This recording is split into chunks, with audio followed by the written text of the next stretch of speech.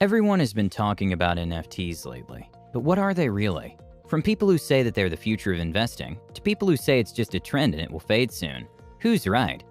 But the real question is this an actual investing opportunity that you can make serious cash with, or is it just a big fat lie? This video will help you understand NFTs and figure out whether you should check them out further or not. So, what are NFTs? NFT stands for non-fungible token, and they're basically what the name says, non-fungible tokens. Well folks, at this point we can pretty much end the video. So thank you for watching, like and subscribe, and I'll see you in the next one. Just kidding. Let's look at it a little deeper. Non-fungible means you can't interchange it. It's something unique and cannot be replaced. For example, imagine we're buying a cup of coffee together and I ask you for $1. The day after, I give $1 back to you. Maybe it isn't the same exact bill, but it's still $1. It has the same monetary value, it hasn't lost its worth, and it can still buy the same things. AKA, it's fungible. Now, imagine you have a baseball card. It may have the autograph of a famous baseball player. Would you give that away for another baseball card that isn't autographed? Of course not. You wouldn't, because that's a unique card, and you can't replace it. It's far more valuable than a random card. AKA, it's non-fungible. Good. Now you know what's non-fungible. But what about a token? Well, we call them tokens, but they aren't real tokens. Those are digital assets that people can buy. In the case of NFTs, they're also cryptocurrencies.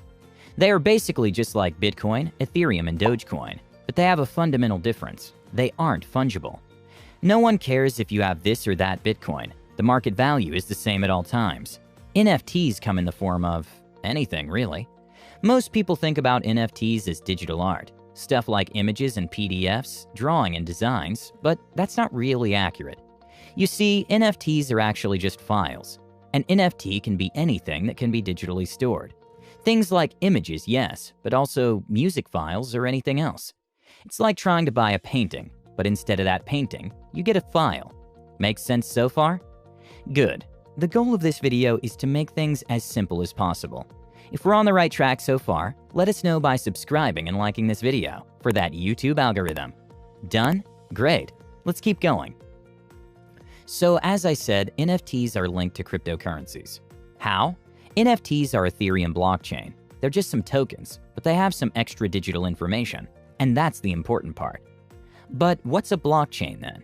Well, this gets pretty sketchy to explain, but here's how it works in a nutshell. A blockchain is a type of database, so it contains information that can be easily filtered and searched, and it's meant to be used by a large number of people and contain a lot of information. Just like all other databases, computing power is needed to keep them running. Multiple computers are often used at the same time to reach the necessary computing power. The difference between a regular database and a blockchain is that a blockchain has a particular way of storing info. Data is stored in blocks. These blocks have a storage limit. When they're full, the next block is used. It's basically a chain of blocks getting filled with data, hence the name blockchain. Back to NFTs. They're stored in these blockchains, just like Bitcoin and Ethereum, but they have extra information. That extra information is very important because it's what allows the token to have a usable format, such as JPEG, PDF, MP3, MP4, WAV, PNG, and so forth. They're like collectible items, and basically anyone can create one. But wait. Doesn't all this mean that anyone can create an NFT and copy and paste multiple NFTs and sell them? Well, yes. You could buy an NFT and copy and paste it and create another NFT. The difference, however, is that the copies of that NFT will not become more valuable than the original NFT. This is simply because only the original one will be seriously demanded by the market. It's just like paintings. Why is the original Mona Lisa painting so valuable, while all the other copies of it are worth much less? Because they aren't originals. It's the same with NFTs. And since they're related to a blockchain, which has an immutable permanent transaction history, it should be pretty easy for anyone to tell which is an original and a copy. So how do people make money with this stuff? Just like you would with any other collectible item. You buy it, you hope that its value grows, and then you sell it. It's like buying an expensive watch and selling it when its value doubles.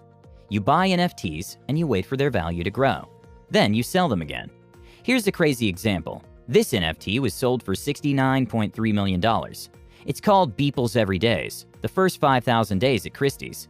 Fast, screenshot the thing and sell it for $60 million. If you were smart, you would have quickly screenshotted the picture and sold it for $60 million. Just kidding, it makes no sense. You see, there's a huge difference between NFTs and just random files. Your file won't have the same value because, as I said earlier, it isn't an original and it doesn't have the information that an NFT has. So some people really think that this will become just like art collecting, but just for digital stuff. There are many ambitious artists making music and other forms of art, but then there are also people selling random tweets and making millions, like the founder of Twitter, Jack Dorsey, who made $3 million selling his first tweet. Here it is, just setting up my Twitter. And then there are people selling gifts like this one, the Nyan Cat, or this one, which is called literally, Dogecoin isn't an NFT, but this GIF of a Dogecoin is.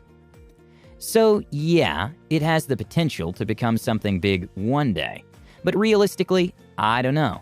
NFTs are highly volatile, and right now, you can't tell with certainty if they will last. It has the possibility of lasting as an art form, but only time will tell. It's definitely not like owning physical original art. I think we can all agree that a copy is basically as good as the original NFT, while a painting is much different, since it actually has been touched by the painter and all that. What I'm trying to say is that an NFT's value is very much dependent on the flex of owning the original NFT, which obviously is a very unpredictable thing, which makes NFT's value fluctuate. You're basically betting your money on bragging rights. Now, you might want an answer to another question. Why? I mean, why make our lives harder? Introducing new things like NFTs that are risky and might even disappear in the next few years, or maybe not. Well, it depends. If you're a buyer, you might be buying one for a couple of reasons. You might want to support an artist or a brand. Maybe they release an NFT, and by you buying it, you would basically be financially supporting their work. The second reason is because you want to collect the item and sell it for a higher price in the future. Here's another example. This NFT sold for $3,600, and the current owner is asking for $16,300. If you're an artist, on the other hand, this might just be a way to make some cash. But the real question is, who pays thousands of dollars, tens of thousands of dollars, hundreds of thousands, or even millions of dollars for some files? Well, a lot of people actually. And if it sounds kind of weird or stupid, it is. Even Logan Paul made money with NFTs. It's actually a huge meme. Everyone is having fun with it.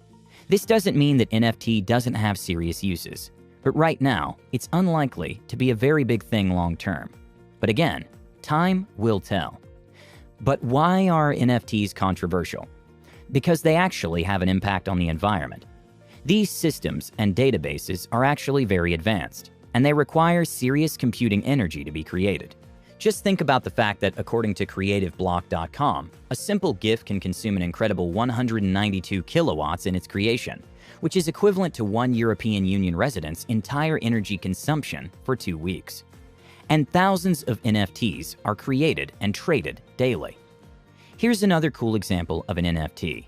This is Mars House, the first digital NFT home in the world. It sold for $500,000.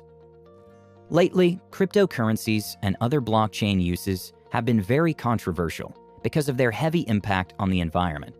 Just think that Ethereum alone uses about the same amount of energy as the entire country of Libya. That's a big impact on the environment. I know what you're thinking. Can anyone create an NFT? Yeah, pretty much. There are some fees, like gas fees for creating and trading the NFT, since they use a lot of energy. There are also other fees. But mainly, you should ask yourself this question. Who am I, and who would buy my stuff? Should I invest in NFTs? I'm going to tell you how it is. I've seen a lot of confusion around, so let's make it clear. What makes NFTs valuable? Demand. If something is extremely demanded, it will have value, aka you'll sell it for a lot of money. Scarcity plays a role in the demand of something. Since an NFT is unique and easily verifiable, it's easy for it to hold its value. But here's the thing, just because something is scarce, that doesn't mean it will be demanded. I mean, anyone could create an NFT right now, but unless you're popular or create something very special, it won't be demanded by anyone. So in summary, NFTs are kind of funny. There's a lot of hype around them, but it's unlikely that they will be a long-term investment in most cases. Now, there are many videos just like this one on this channel. Our goal is to give you valuable information about business, investing, personal finance, and much more. If you like this video, go ahead and give it a thumbs up and be sure to subscribe now so you catch all our future videos. So, thank you guys so much for watching. Have a great day, and as always, I'll see you all in the next one. 3-4 चीज़ें तय हैं। पहली चीज़ तय है कि हम सब मर जाएंगे, दुनिया की कोई ताकत रोक नहीं सकती। दूसरी चीज़ तय है कि जो आज एनर्जी है वो 10 साल 15 साल बाद नहीं होगी शायद, और ये भी तय है कि 150-200 साल की उम्र नहीं है ना। ये तीन चीज़ें फैक्ट है बिल्कुल। तो जो कुछ करना है अगले 4-5 साल 10 साल में ही करना है। तो जिनके पास 19 साल या 20 साल की उम्र है, आप प्रिविलेज हो यार, आपके पास हिंदुस्तान की सबसे अच्छी कंपनी